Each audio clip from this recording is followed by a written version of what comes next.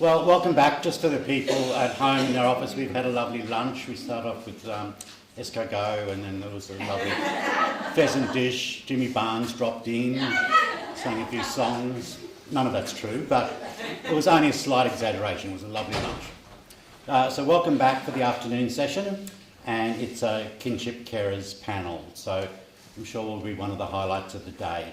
So I'd like to welcome Joe Rofe, who's going to facilitate the meeting, but also the special guest panel members. So we have Janelle, Gina and Trish, and if you'd like to come up here as well and join the table. And I think Kylie is also going to, join in as well. So I'll hand over to Joe.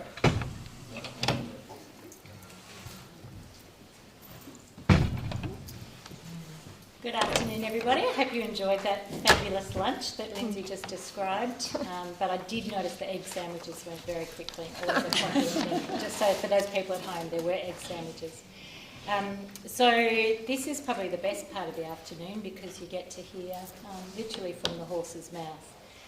So it's my privilege this afternoon to introduce you to some of our carers. But first I'd like to acknowledge the traditional custodians on the land that we meet today, and to really plant my feet firmly on this ground and thank my colleagues, my friends, traditional owners who have taught me so much about the work I do and how passionate I am and have been for a very long time. So we're here for the children, past, present and future, because they are our leaders. So I'm very grateful. And kinship and culture is something that's very important to me. And I thank Bryan for mentioning 2010. For those of you that do know me, I have worked for the department, and I didn't stay because I used to get in trouble for being a bit of an agitator and a disruptor, so I liked that that was mentioned this morning. But someone said to me very early in my career when I was looking for a placement, and I was the lonely little placement officer in a child safety office, and said, well, where's the family? These kids aren't born in eggs, you know. And that resonated with me. So whether I was in child safety, in the non-government sector, wherever that was, people have family. And family comes with trauma and grief and all of those things that can happen. And one of the things you would have heard today is that that's a particular skill set, to hold families, to work through that. So when we first find a family, locate a family, often we're actually working with them about their own trauma and what's happened. So the loss that your sister hasn't been able to care for her children, that your child hasn't done what you thought was going to happen, is a loss, and that's sometimes the place we have to start with, and that's really important. It's not just finding a placement. We heard today, don't do it too quickly, take your time. We've had the privilege at IFOS of having a Finding Family program, not just for a trial period of the last 2 years, but for the last 5 years, and we've had some fantastic outcomes in doing that. But we've also known that we have to sit with people's pain, help them navigate the system, and what you'll hear from these wonderful ladies today is that's the stuff that makes a difference. But I'd also like to acknowledge that in the room I've brought my staff and kin, but I've also brought my senior residential staff. And one of the ladies today will give you a great example of someone who was in a residential for 3 years and is now in her care. So we are doing the work. It's not something new. We think the minute we go on shift, whether we're a youth worker, a senior worker, where's this child's family? Where's their culture? Who are we connecting them to? So we think about that every day. So these forums that we've had, this is the third one that we've had, are really important in keeping this front and centre, because our sense of identity and our self-worth comes from knowing where we've come from and where we're going. So with us today we have Trish, Janelle and Gina. They'll tell you stories. Kylie's going to ask them some particular questions around what that experience has been. And it's an absolute privilege. I came down in the car with some of the ladies today and talking about that and the things that would make a difference to them. So I want you to really listen to that, because these are the lessons that we take forward in our practice. And I encourage you to think about those things all the time. So Kylie is one of my workers at IFOS in our Kinship team. So Kylie's going to ask the ladies some questions. So thank you, ladies, for being here, and it's an absolute privilege. So I'll hand over to Kylie. Thanks, Jo, and thanks to everyone for having us here today. It is a privilege to be able to have our voices heard, and it's really important that we take on board what you guys have to say and be able to work collaboratively with everyone. Janelle, can we start with you to put you on the spot? I think we need to open up with what we feel as carers are your biggest challenges as being kin carers. So, Janelle, did you want to start off with what some of your challenges have been? Okay, I think I've also prepared also what we discussed the other day about advising new kinship carers, and I think that the challenges are interchangeable. But the challenges I felt initially, and these are my personal views, it was an absolutely huge life-changing event for my husband and I. It came upon us when we were trying to keep our biological granddaughter safe for a long time. And so I'd been involved with the department on some level since about 2010. When it actually came to the pointy end of making decisions about her, she had a little sister who considered too. That wasn't our biological granddaughter, but we took her into our care as well. So that hit us like a ton of bricks. It was just something that was put to us in an afternoon. My husband came home from work. We made a decision overnight that we were going to give it a go. Having said that, it was just a very traumatic time for us adjusting as well, because we had a career plan. We'd had a retirement plan. We had a life that we were really, really looking forward to. So that initially was a big, big change. The second biggest challenge from a general perspective too was, and it's been spoken about today, was understanding the mandates of everyone that was in your house, like the department, IFIS, the public advocate, and if your child had Aboriginal or Torres Strait Islanders, you had the cultural element of that as well. So there was just trying to fit what you could do, what you couldn't, and so I found that very, very difficult to start with as well. But the biggest thing I think overall in terms of the significant challenge was, as being a kinship carer, was managing the relationships with your family. Because in my case it was my son. Children had the same mother. You had family interests on the maternal side, the things that didn't necessarily put you in a good place in terms of the children's safety. So it was about trying to manage respectful relationships with them as well as keeping the children safe.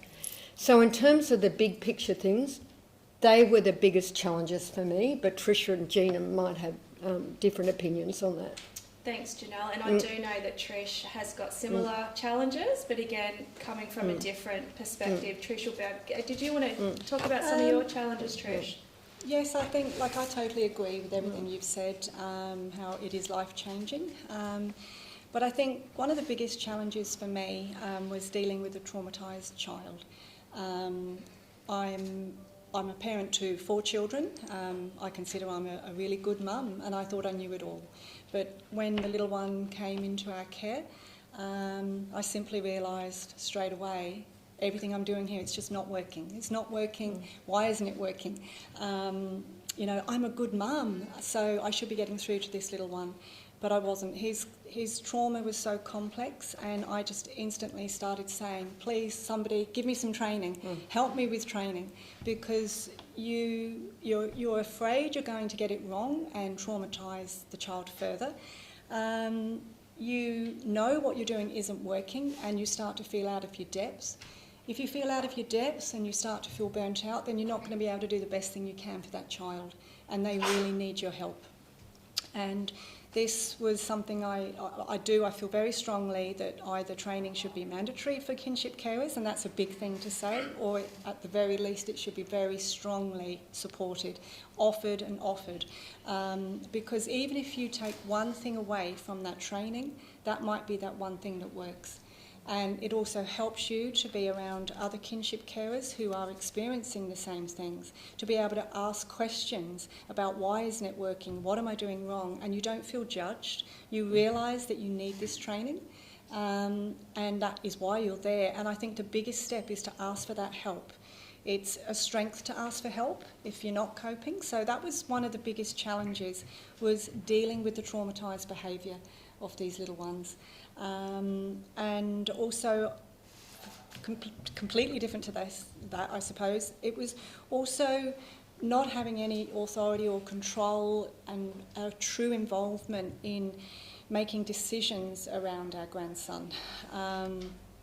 You don't really know how the system works, and you're trying to navigate that whilst dealing with complex behaviours, whilst also navigating the whole different dynamics of your whole home. And yeah, it's a difficult job, but it's a very rewarding job. It truly is a rewarding job. But I think, yeah, dealing with the traumatised behaviours was the one that was very difficult. Thanks, Trish. Jenny, you're relatively new as a kin carer, so would you like to share your challenges? I am. I'm 10 months in, which that faces so many challenges in itself.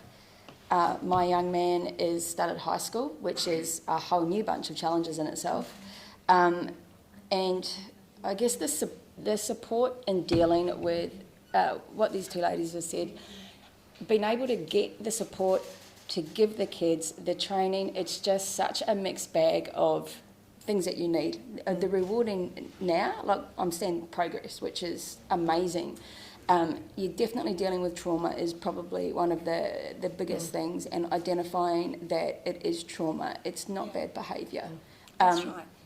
The life change for me as well, that was really big. I had hoped that this would be my time to do what I wanted to do.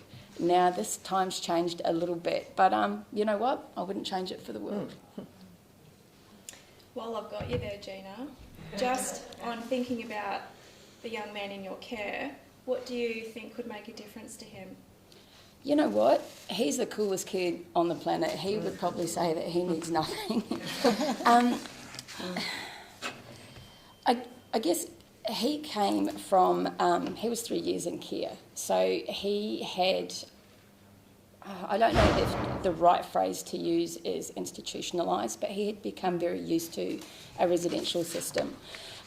What would have helped us when he first came into care is, you said it earlier on today, and we're very lucky to have been able to have a relationship from people that were in his care, which has made the biggest headroad. What do we need now? Probably a better communication system between us and the department. The department is really hard to communicate with. It's a slow process. I'm extremely lucky with my support person through IFYS, who has been a goddess. She has just been amazing, and she's filled so many of those voids that, you know, thanks Dana, that we haven't had. I guess the thing we need now is probably communication on a really quick note. It seems we all want the same thing here. It just needs to happen faster. Thank you. Janelle, if you were introduced to a brand new kin carer, what would be your advice to them? Well, I've actually made some notes. Funny that. I was, as I said before, these are my own personal viewpoints, but I'd like to look at kind of short-term and long-term, and the advice kind of short-term is hang in there. The adjustment period is just huge. And as I said, it's a life-changing event, and you just put your own life on hold. You feel disempowered. Someone said this morning about the difference between foster care, where you've had time to plan and think. Well, when you're asked to be a kinship carer, you don't actually have time to plan and think. And sometimes there's always choices. I was always told there's choices, but the alternatives for us were unconscionable. You're not going to see your grandchildren put into foster or residential care when you've got could potentially offer them a beautiful home. So the other thing for us was the loss of friendships and connections. We had a great life. Oh, it was just wonderful. You know, we... Naughty now. Oh, Provence and Spain. So we did have a really lovely life, and we're sure we've still got friends, but there's a lot of your friends are just so insensitive. They go, "Oh, we can't travel at the moment," and I feel like saying, "I really tell someone who cares." But so that's a big thing. So for us, it was. The other thing that Gina talked about too, and Trish, is that you can't expect a traumatised child to be better overnight. It really does take time, and my granddaughter was very, very traumatised, and it was when you're trying to adjust to a role yourself and having to deal with acting out and defacing and cruelty to sister and a whole lot of other things. That was really, really difficult. As I said, understanding the needs of the department and all the other players. I also found that in the early stages that if you reached out to the department and IFIS, it was just marvellous. I'm one of these people that's been extraordinarily well supported by the department, and I couldn't speak highly of them, and I know that there's a lot of different viewpoints and IFIS. So from the support level, it has just been wonderful. But then you go to the next level and say you do adjust. So we did get through. We're 5 years into it now. You see, because of early intervention with psychological trauma, because of little simple things in life like making sure that the children had routine in their life, like bedtime, school time, giving them plenty of time to get up, that just those little things can make such a huge difference to the stability and children being settled. And I guess that we also parent like grandparents too, like how we were brought up. The other thing that my husband and I need, we haven't got any family support, is respite.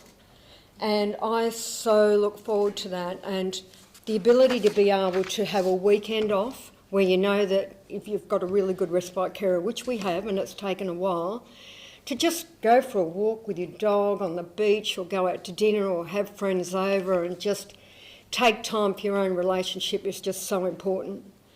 But at the end of the day, I do want my life back. Of course I do.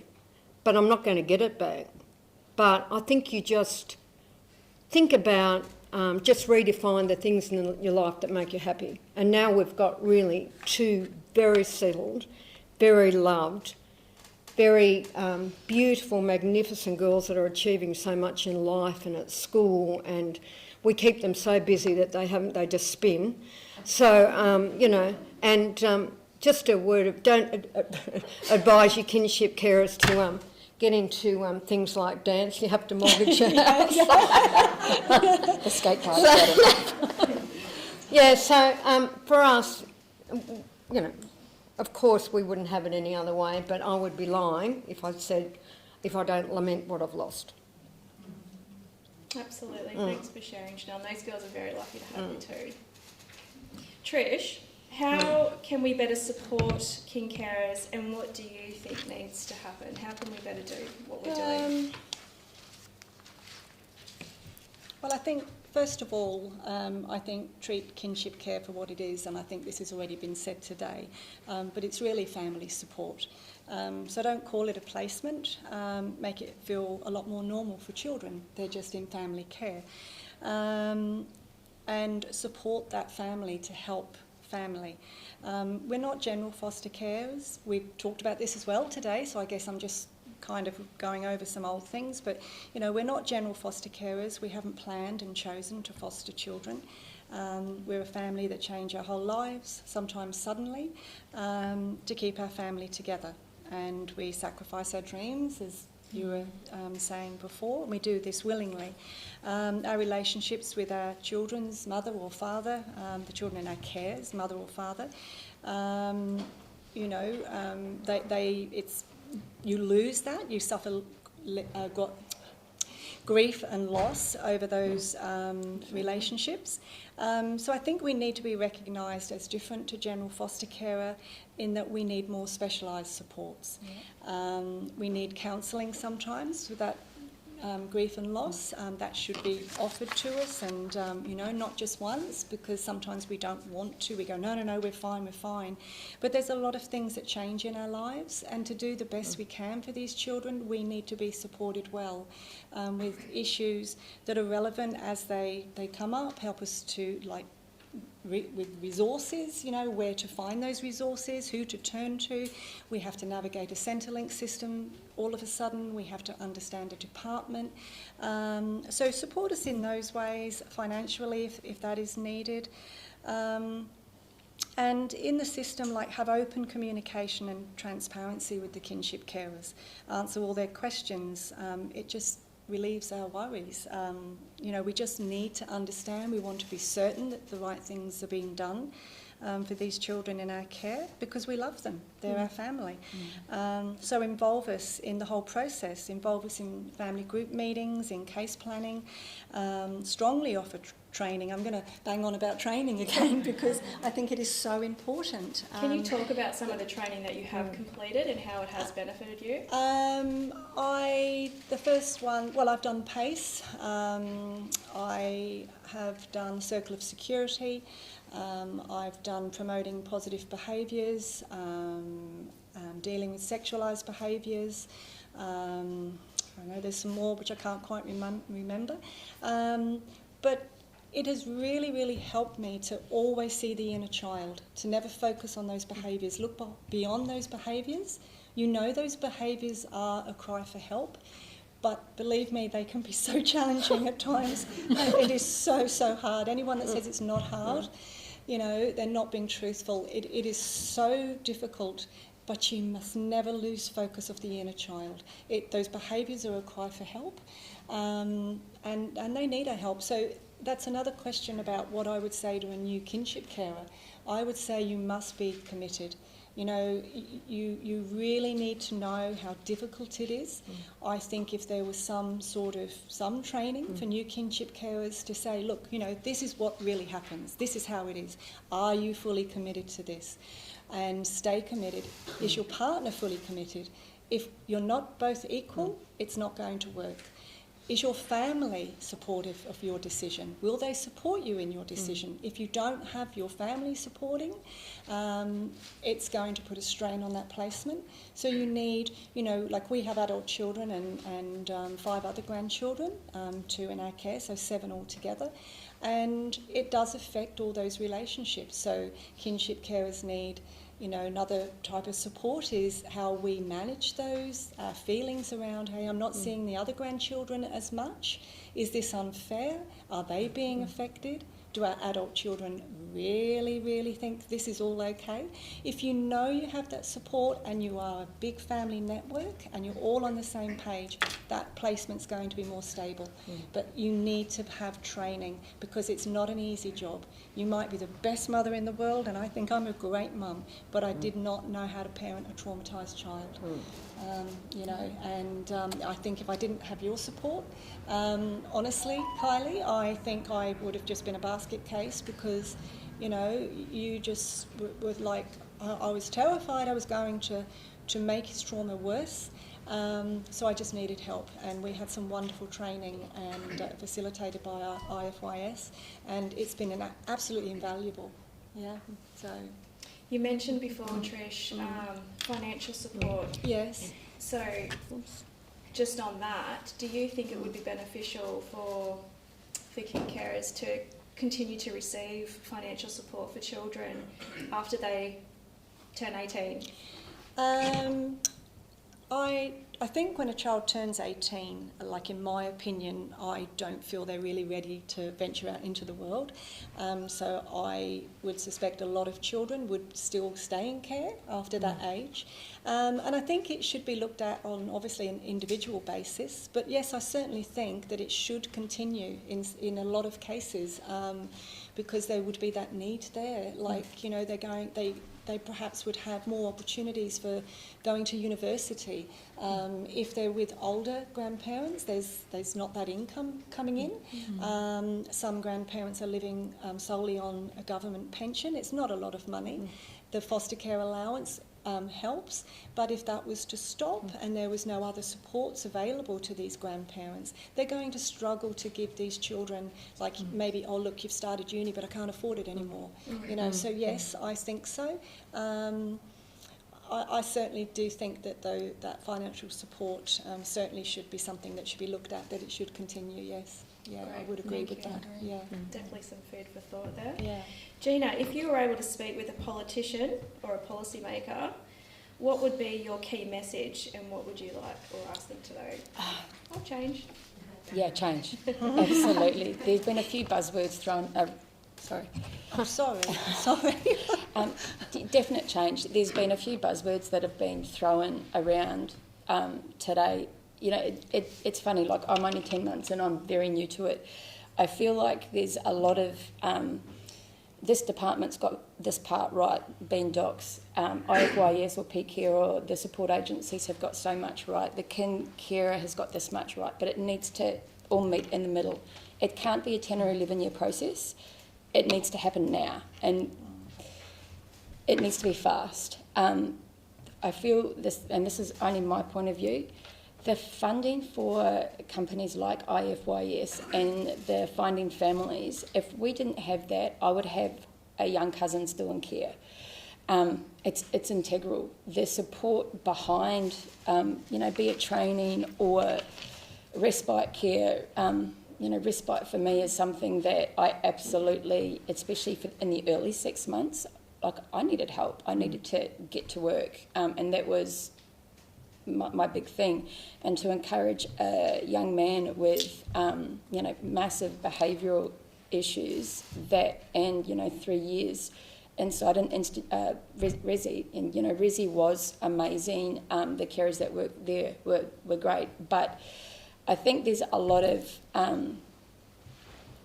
I don't know if I call it black tape, or there's a lot of barriers that stop within the department that doesn't filter down to the family or the kin carer. We do get our weekly allowance, but that doesn't cover if we need extra support or respite, because we do want to go on holiday. It's, there's just a lot of things that are missing and it needs to happen. 11 years in the making is not good enough. Thanks, Jess. Just on our final question, this is sort of based around COVID, and because it was such an unknown time, we really didn't know what to expect, how long we weren't able to leave the home for, those sorts of things. Can each of you sort of share with us some of your experiences during COVID and how well or unsupported you felt during that time? I think everyone's going to have their different unique stories here. So, Gina, we might start with you, especially being so new. When it started last year, being self-employed, like I had obviously a lot of worries.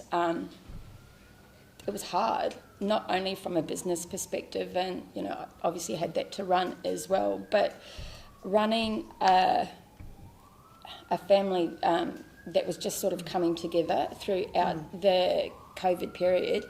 Managing school drop-offs and, we didn't have a lot of school back then, but family, visitation, it was hard and there was really no support at all.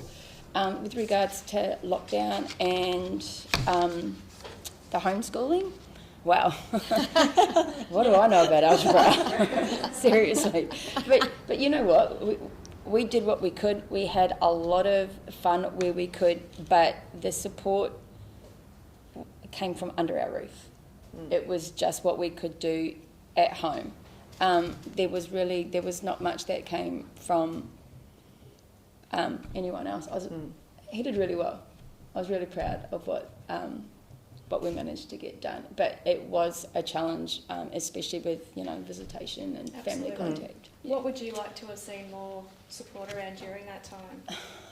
Probably more communication, and I guess more support for as well. disregard that. More support for my young man as well. There was so much they couldn't do, but I guess it would have been good to know what they could do. Yeah. Janelle, would you like to share? Well, I pretty much faced the same issues as other families. It ran smoothly, pretty much, but, you know, systems crashing for school work. But in terms of communication, we must have had about 20 emails a day from teachers and what have you, but the girls were settled. We can at least, I think that overall we're pretty lucky up here. You could at least get out, go to the beach for an hour and have some time out. So I'd say that, and because we've adjusted now, you know, I didn't, but I am now, that we didn't have any other issues that weren't familiar to everyone else. I think it was positive in some ways. I agree with the same things with the schooling and things like that, and it did impact some family visits. But we had FaceTime, so we stayed in contact with FaceTime. We also were able to do that with IFYS and the department if we needed to. So we didn't feel that we didn't have that connection or that support in place because of COVID, because we were able to do it through the technology. I think it was positive because there were less visits at home for the child. And I say that because getting back to a question you asked earlier, Kylie, about, you know, what could help the child better, I think it's to have less people in their lives. They do have a lot of different people coming in and out that they have to meet, and they're already worried about you know, where they are. Do I really belong? Am I staying here forever? And the more people they meet, they just continue. I know from our experience, this is what we found. It caused so much anxiety and still does. The more people they see. So there needs to be like consistency of staff and therapists. In 2 years we've had 4 CSOs and about 19 professionals for a 4 to 5 year old at the time. So that's a lot of people in a little one's life for them to have to understand when they're not really old enough to understand what's happened to them.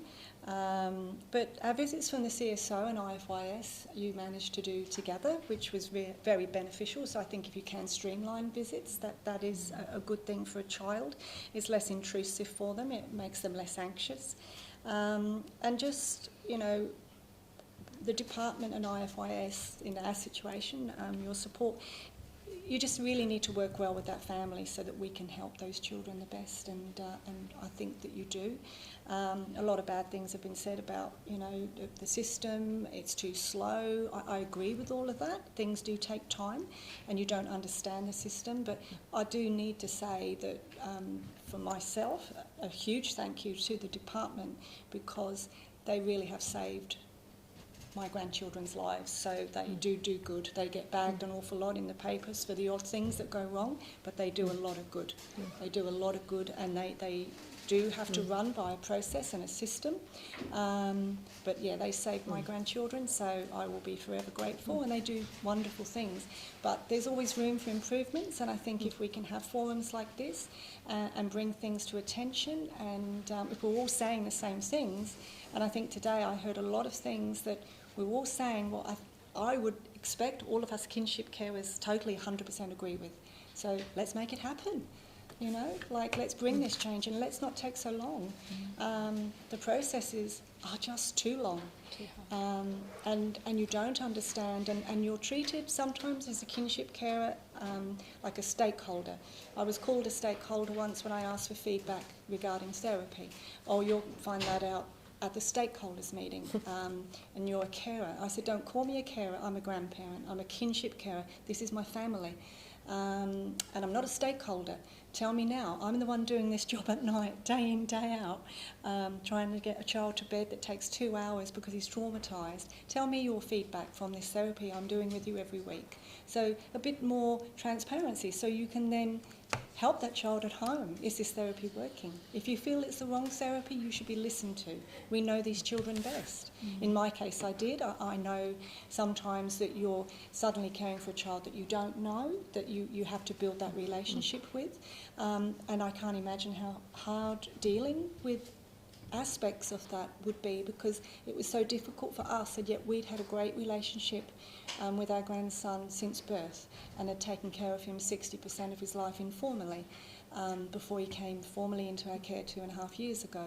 So with that strong attachment we had and his strong attachment to us, he still was very traumatised and struggled with, am I safe, do I belong, those types of things. So being a kinship carer is very hard, but it's the most rewarding thing you can do to change this child's lives.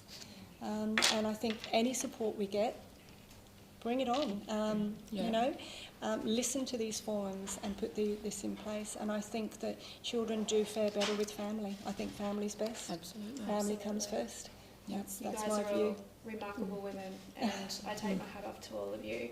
Thank you. So we have identified that you guys are the experts in our children's lives, and we're hearing a lot about communication and consistency. Yeah.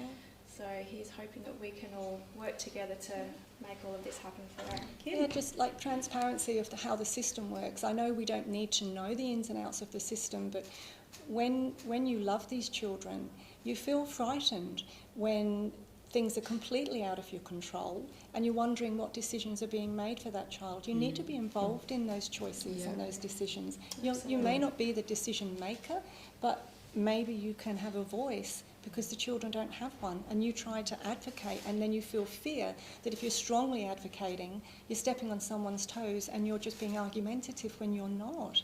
It comes from this, I need to know, because is this right for my grandson? You know, so a bit more sharing of information and maybe sharing of things that they may know that may be beneficial to kinship carers, like any background checks they've perhaps done on paternal families, things like that. Just a sharing of information where it's relevant to do so. Thank you very much. And thanks, ladies. I really do appreciate you sharing this afternoon.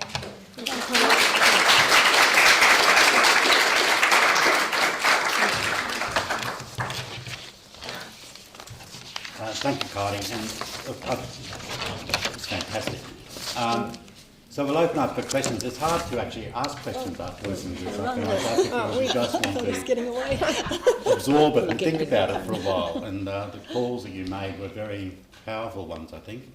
But I will open up the floor. There are questions, yes. And roving mic, yeah. Now, who are you directing your question to? Probably more towards Gina.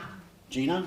Can you stand up here, Gina? Sure. You haven't got a mic, so you just stand up there. Go for it. Go, Gina. Thank you. You were talking about how your young person was in Resi for so long, and you said you were so institutionalised. What did that look like for you? And what advice can you give to, I guess, to other carers and other support workers to help deal with those challenges and barriers that came across from being in Resi for so long and coming into family life? You know, the first thing I would like to say is thank you to those workers that played a part in that 3 years of getting him to be as stable as possible. When he first went into care, the challenges were unbelievable. Think of the worst case type of trauma that you can imagine. He had it, and yeah, those workers were amazing. It was about a year, I think, we were having sleepovers. Now, through that year, I didn't understand the full, how bad it actually was on those other 5 days a week that he wasn't with me. I didn't really understand what was going on. I feel that when he came into care, it would have been amazing, you know, if there was a handbook that's, this is what happened, this is his triggers, these are the things that, you know, you can do to make his little life better. I can't be thankful enough now for those workers that are still making the effort for him, that are still, now it's been 10 months and they're still checking in with him. Like, that's amazing. But that should be the normal, not the exception. Is that fair? Yeah. And then there's so many things that I feel I could do to make it better, but what those people did, and you know, he had a lot of, there was a lot of workers that he had. He would probably come to me, and I reckon I saw 15 over that 12-month period that he would be dropped off for sleepovers. And yeah, he probably had, 4 or 5 CSOs as well. But what actually went on behind the scenes with him, I didn't know. So I was very, very, very unprepared when I took that role on. Yeah. Thank you.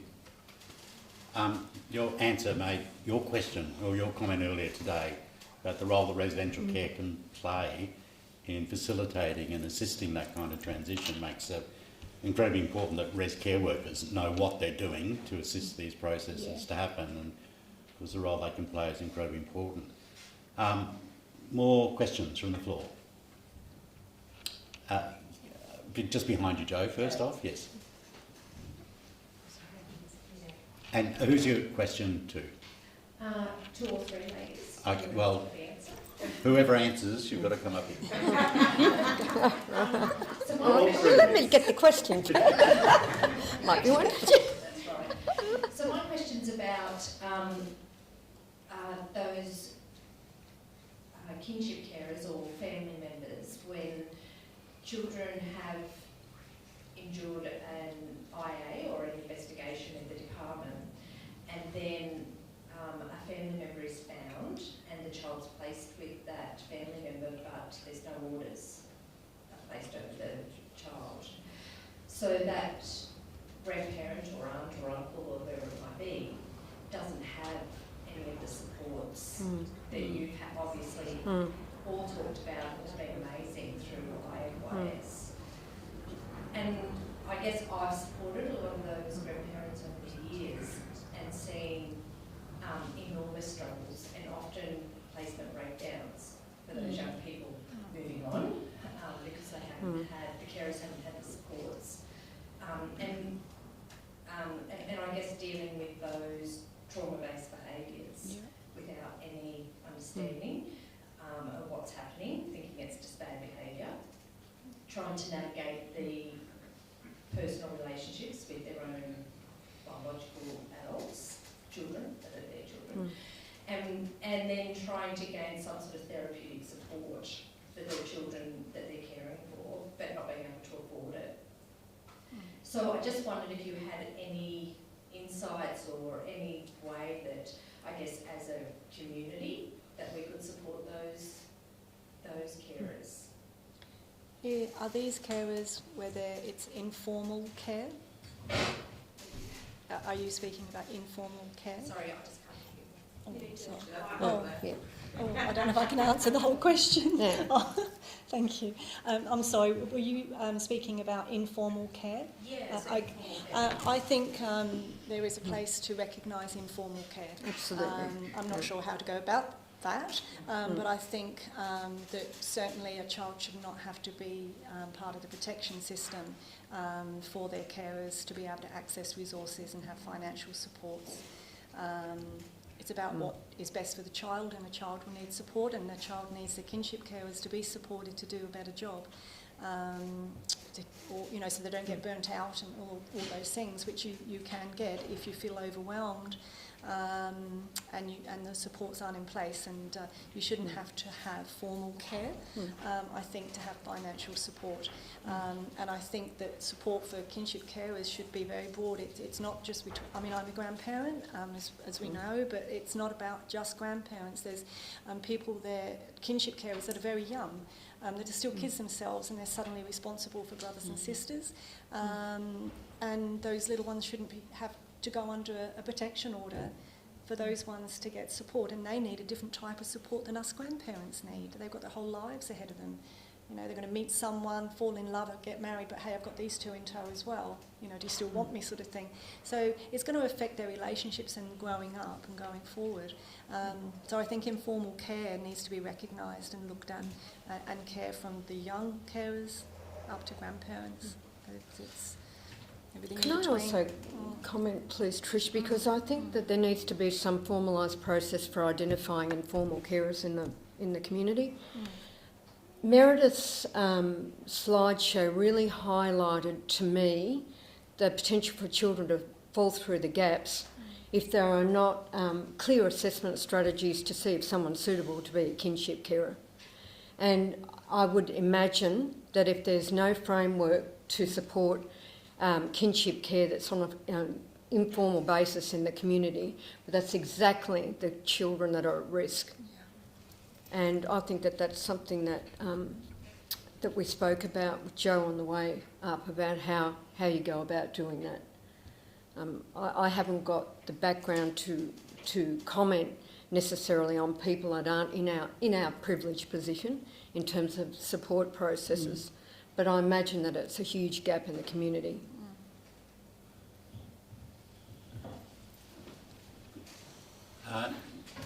Joe? Yes. I'll probably talk to that a little bit. So Dr. Kerry, Meredith and I have been doing some work in that informal space, and Lindsay will probably talk about what we've got planned for next month. So pre-COVID we were heading to Canberra to actually challenge the informal situation, but we're still a few things like COVID going the way. So I think we absolutely don't count that. Meredith has been challenging the census data to really try and look at what's happening, but some of that is still quite blurry. So it becomes a bit of a tennis match between state departments and Commonwealth departments. So we're trying to tackle it at both ends. But we also know that that's saving the country thousands of billions and trillions of dollars for people who don't come into the child protection system. So again, I want to say thank you, ladies. But one question, I guess, that we talked about from the research today was that whether it's an assumption or whether it's a myth or whether it's true, around family contact. Is it easier? Is it harder? I know we're quite close to time, but maybe just a quick little response, because I think my feeling and experience is often it's assumed that you guys can just manage that. And it is quite a tricky thing if there's some complexity. So I just... Yeah, thank you. It's tricky. It's quite often it's the kinship carer that has to come up with a solution for family contact and provide the answer, where that probably should be in place as a process from the child protection order or whatever it is. It could be something as basic as getting a young person off to school, where a parent can do that quite easily, but because it's not signed off through the department or put under addressed in the order, it's difficult. It is really, really difficult to make it happen. And we are expected to manage it and make sure those timeframes are kept. And, if someone's late, we're expected to deal with that too, even if that does impact our lives and getting off to work and the other members of our household. Yeah, so it is a problem. It is a problem. I'd also like to comment that what I find particularly difficult with family contact is the difference in the values that you have in raising these children, and how a couple of hours with a parent or parents can really disrupt that. And it's just little things like a word, behaviours, an afternoon of junk food where you're the one that's up all night with the vomiting and changing, sheets and washing all day the next day. The onslaught of let's go to the shops and just buy all these material things, and the expectations that come from that. But there can be, especially when there's an opportunity to have the children that in an unsupervised environment, to just really cause harm as well. So I find that particularly difficult. I've learned to also manage it in terms of not getting into it too much, also because parents have rights. But it is very difficult because behaviours that are not consistent with what you're trying to achieve to give the children a good life can be hugely disruptive. I haven't had to deal with that at this point in time. There will perhaps come a time because Mum isn't really sort of being active in the children's lives. I think when that time does come, if it does come, I know personally, I'm going to be okay because I had counselling around how to realise that I was enabling my daughter's behaviour sometimes, and how I needed to step back and find a balance. And my choice is to help the children, her children. So I don't have an issue being able to say, hey, no, you're not in a good place, or blah, blah, blah. So for me, that's okay. But I did seek professional help with that to, you know, and I think if I hadn't, then I may feel like a lot of kinship carers may, or I may have done if I hadn't had the counselling, that I'd have that unresolved relationship with my daughter. So I think you need to be in a good place with that relationship, because it is important to facilitate visits, because children have a right to see their family, but the priority is safety, of course, but you know, they're going to want to know their family, and they'll want to know that you did everything to try to keep that family in their lives, to see their mums, dads, or whatever. And thank you. I really appreciate you all being very honest in that. So It's okay. One or two final questions? Any online, Tom? No? Yes? Or just wait for the mic? Yep.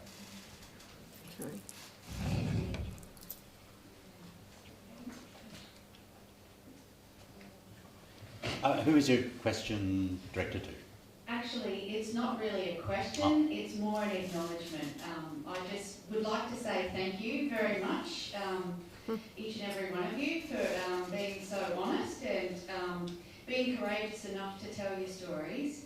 The only observation that I would like to make is that it would be good to hear stories from carers a little earlier in the day rather than at the end. So, thanks very much. I really appreciated you talking today. Thank you for that. Any final question before we move into the last session? No. Okay. Thank you very, very much. It was wonderful.